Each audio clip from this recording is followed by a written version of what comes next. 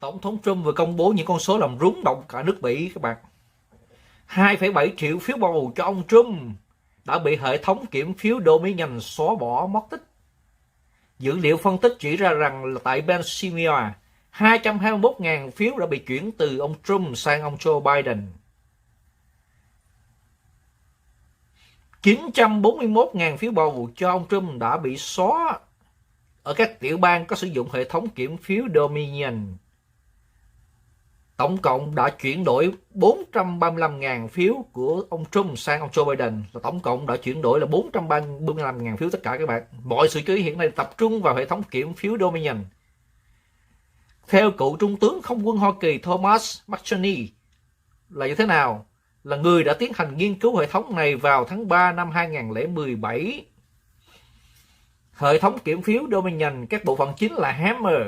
Hammer là một hệ thống vô cùng tinh vi, vô cùng thông minh, đã từng được sử dụng trong quân đội của Hoa Kỳ cho một cái mục đích tình báo và chống khủng bố, và sau này thì nó được cài đặt cho các hệ thống để phục vụ việc bầu cử.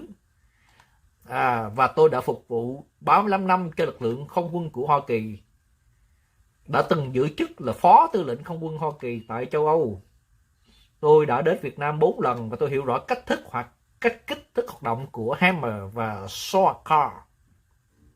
Trong khi không ai biết về nó cả, thì chính Obama và Joe Biden đã cho cài đặt thêm một phần mềm gọi là Sawcar. Phần mềm này làm nhiệm vụ là đếm số phiếu, và chính quyền Obama đã sử dụng hệ thống này vào cuộc bầu cử năm 2012 tại Florida và vào cuộc bầu cử năm 2012 tại Florida. Đúng rồi, và cả Obama và Joe Biden đều rất rõ quan cái hệ thống này. Trung tướng Thomas McChesney nhắc lại câu nói nổi tiếng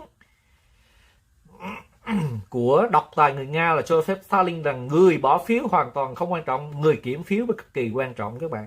Hiện nay đảng Dân Chủ không từ bất cứ thủ đoạn nào để đoạt chính quyền. Và trên thực tế là họ đã sử dụng hệ thống này khi họ lựa chọn ứng đảng Dân Chủ. Chính nhờ hệ thống kiểm phiếu Dominion này mà Joe Biden mới có thể giành được chiến thắng trước ông Bernie Sanders. Vào năm 2016 thì tiến sĩ Andrew Apple, giáo sư khoa học máy tính tại đại học Massachusetts và là một chuyên gia bảo mật về bầu cử, đã chứng minh trên đài Fox News rằng hệ thống kiểm phiếu Dominion có thể được lập trình để chuyển phiếu bầu cử từ ứng viên này sang ứng viên khác. Trung tướng Thomas McChesney khẳng định rằng là đây là chính là điều này xảy ra trong cuộc bầu cử Dominion. Riêng tại Pennsylvania, hệ thống kiểm phiếu Dominion này đã chuyển tức là 3% số phiếu bầu của ông Trump sang ông Joe Biden. Hiện nay thì bà Sidney Powell, trưởng nhóm luật sư của ông Donald Trump, đang công bố tất cả những điều này trên các phương tiện truyền thông để toàn thể người Mỹ biết cái sự thật, đồng thời kêu gọi dân cung cấp bằng chứng để nhóm luật sư của bà tổng hợp toàn bộ đệ trình lên tòa án. Ngoài ra thì hàng trăm tình nguyện viên công nghệ thông tin, gọi tắt là CNTT, những người ủng hộ ông tổng thống Donald Trump, cũng đang rà soát lại dữ liệu cử tri rất nhanh. Họ đã phát hiện ra không chỉ riêng ở bang Pennsylvania đã có gần 300.000 phiếu bầu không hợp lệ. Những số liệu này đang tăng thêm bởi ngày càng có nhiều người ra làm chứng hoặc cung cấp thêm bằng chứng. Chính vì vậy mà luật sư Sidney Powell đã cho rằng là đây là một gian lận tinh vi, có tổ chức và nhiều thủ đoạn nhất. Thậm chí chính Joe Biden, ông cũng đã thừa nhận rằng chúng tôi đã lập nên một tổ chức gian lận cử tri sâu rộng nhất, lớn nhất trong lịch sử.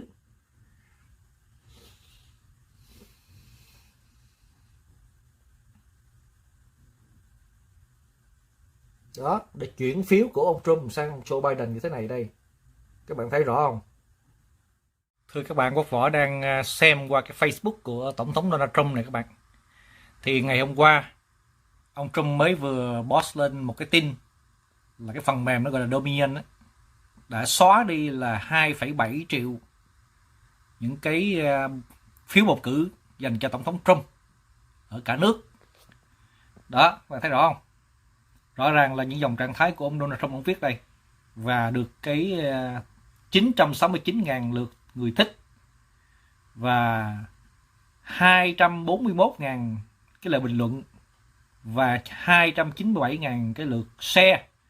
thì Quốc Võ cũng thấy khá là nhiều bạn bè của Quốc Võ ở trong đây đã có những lời comment, ví dụ như là Lê Thùy Thảo Nguyên, rồi Thanh Quỳnh, rồi Emily Trương, là tất cả những người bạn của Quốc Võ ở tại trên Facebook nè. Đó, các bạn đều là nói rằng là tất cả mọi người đều tin tưởng ông Trump và cầu nguyện cho ông Trump sức khỏe này nọ. Rồi Emily Trương thì nói là cơ bản là chỉ nên là bắt cái đám này bỏ vô tù hết đi cho nó xong chuyện. Đó, tất cả mọi người đều nói như thế. Nước Mỹ không thể bị phá hủy bởi cái đám mà phản bội này được. Đó, thức dậy đi nước Mỹ đi. Đó là Selena Nguyễn nó nói như thế. Rồi Nick hứa nè ha. Đó, cầu mong cho ông là sức khỏe tốt và mạnh mẽ lên trong cái cuộc chiến đấu này ha. Đó, mọi người đều coi như là đưa ra những lời bình luận. Chúng tôi đều tin tưởng ở ông. Chúng tôi sẽ tức là ông sẽ chiến thắng, chắc chắn là như thế. Đó là những bình luận dành cho tổng thống Trump. Thì đây là cái này là cái trang của ông Trump nè các bạn nè, cái trang Facebook của ông Trump đây. Các bạn thấy không? Hiện tại bây giờ là ông có tổng cộng là 34.439.122 người đang theo dõi ông. Đó. Rất là nhiều người theo dõi, mà không chỉ là nước Mỹ theo dõi đâu, mà còn có cả Việt Nam cũng theo dõi nữa các bạn. Nhiều lắm. Thì nhờ cái Facebook cho nên là chúng ta được thấy được rằng là hầu như ai cũng lên Facebook hết. Ai cũng có friend trên Facebook hết cả luôn, kể cả tổng thống Mỹ cũng có Facebook luôn các bạn. Đó, thấy không? Cứ muốn biết cái gì cứ lên vô trong Facebook của ông Donald Trump thôi là biết hết tất cả mọi thứ thông tin trong này. Rồi mọi người cứ lấy thông tin trong đây để chia sẻ là nó chính xác nhất. Cứ vô trong Facebook của tổng thống luôn chia sẻ là chính xác nhất. Không sợ bị fake news gì cả. Chứ mình đọc báo đôi khi là mình lại nhìn thấy những cái tin giật gân fake news không à. Mình vô thẳng trong cái Facebook của tổng thống luôn. Đây, tổng thống Mỹ nè. Đó, thấy chưa? Các bạn thấy rõ không? Thì các bạn cũng vừa xem xong một số những cái chi tiết về cái việc gian lận bầu cử 2,7 triệu phiếu bầu qua cái hệ thống gọi là Dominion và cái trang Facebook của Donald Trump rồi. Thì bây giờ là chúng ta thấy rằng là cái cơ quan mà chịu trách nhiệm hàng đầu trong việc bảo vệ an ninh bầu cử tổng thống Mỹ khẳng định rằng là họ thì lại không có tìm thấy bất cứ một cái bằng chứng nào cho thấy cái gian lận cả trong bầu phiếu. Nhưng mà cơ quan này cũng bác bỏ những cái cáo buộc gian lận của bầu cử của tổng thống. Đó, nhưng thật sự thì sao? Thật sự thì chúng ta đã thấy rõ ràng qua những cái câu chuyện và hình ảnh hồi nãy giờ đó, thì chúng ta đã thấy rằng là có một cái vấn đề thật sự cần thiết phải giải quyết cái vấn đề này. Và nếu như đã có được cái bằng chứng như vậy rồi đó, thì nên đưa tất cả mọi cái người có liên quan đến vấn đề mà gian lận bầu cử này ra tòa hết là chắc ăn nhất các bạn. Rồi, chắc ăn nhất. Bởi vì đã đưa ra hết rồi. Bây giờ là như bên phía của cơ quan cơ quan an ninh mạng và an ninh hạ tầng rồi CISA là tuyên bố là cuộc bầu cử này là đáng tin cậy nhất lịch sử. Tin cậy. Ông Chris Krebs này ông nói là không khẳng định là cuộc bầu cử này là quang minh chính đại, đáng tin cậy. Mà các bạn thấy rõ ràng rất quá nhiều những cái bằng chứng đã được đưa ra rồi. Đó, các bạn thấy rõ ràng rất là nhiều những bằng chứng đã được đưa ra mà họ dám tuyên bố là cuộc bầu cử ngày 3 tháng 1 vừa qua là đáng tin cậy nhất lịch sử Mỹ. Đó.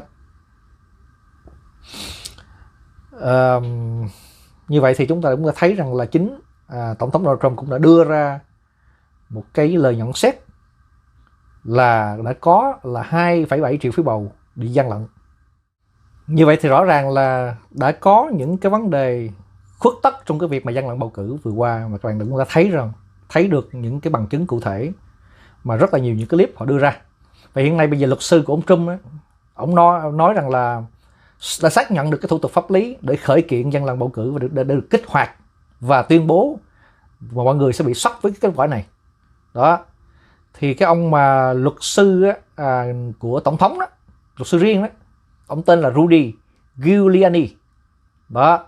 Thì theo mà cái tờ chính news thì ông Rudy Giuliani này á, luật sư của ông Trump đã đăng lên Twitter lúc 12 giờ 5 phút ngày 12 tháng 1 đó, rằng cái đội ngũ tranh cử của ông Trump đã kiện để làm mất hết hiệu lực của hàng trăm nghìn phiếu bầu gian lận ở Michigan.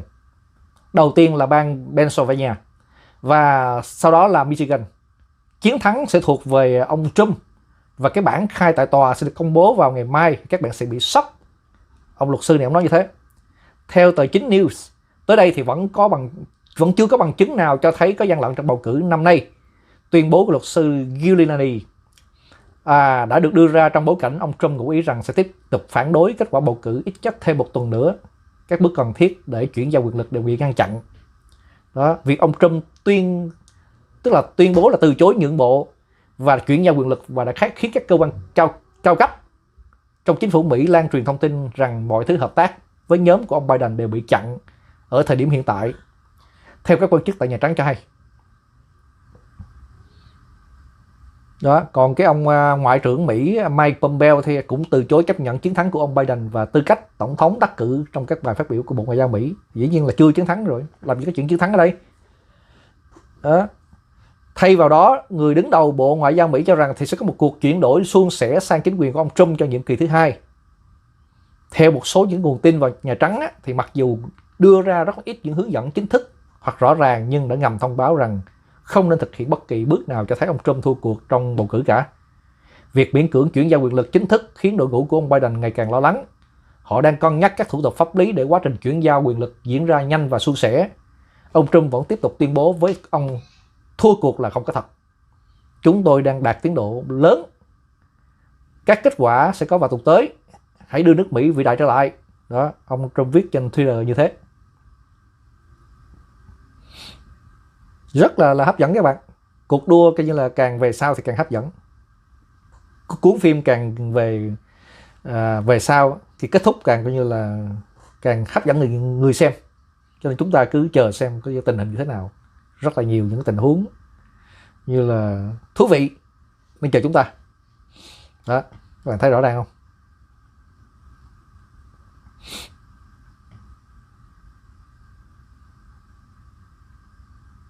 Rất là tuyệt vời.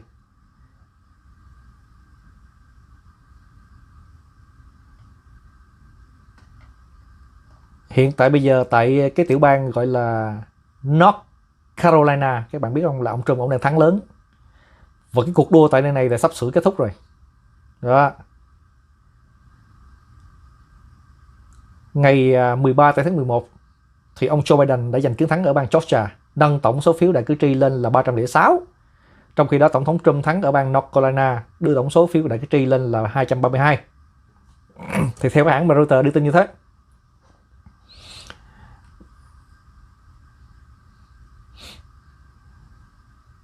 Ban đầu thì ông Trump ông đã thoải mái dẫn đầu ở tiểu bang này. Tuy nhiên khi hai cái thành phố là Atlanta và Savannah bắt đầu lập bảng kết quả thì tình hình có đảo ngược. Ông Biden hiện đang tăng thêm khoảng chừng 14.000 phiếu bầu và cuộc phiếu kín dự kiến sẽ được hoàn tất vào tuần tới.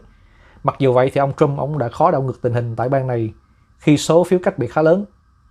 Ở bang North Carolina thì ông Trump ông được giữ được truyền thống ủng hộ đảng Cộng hòa, đánh bại được ông Biden và giành được 15 phiếu đại cử tri.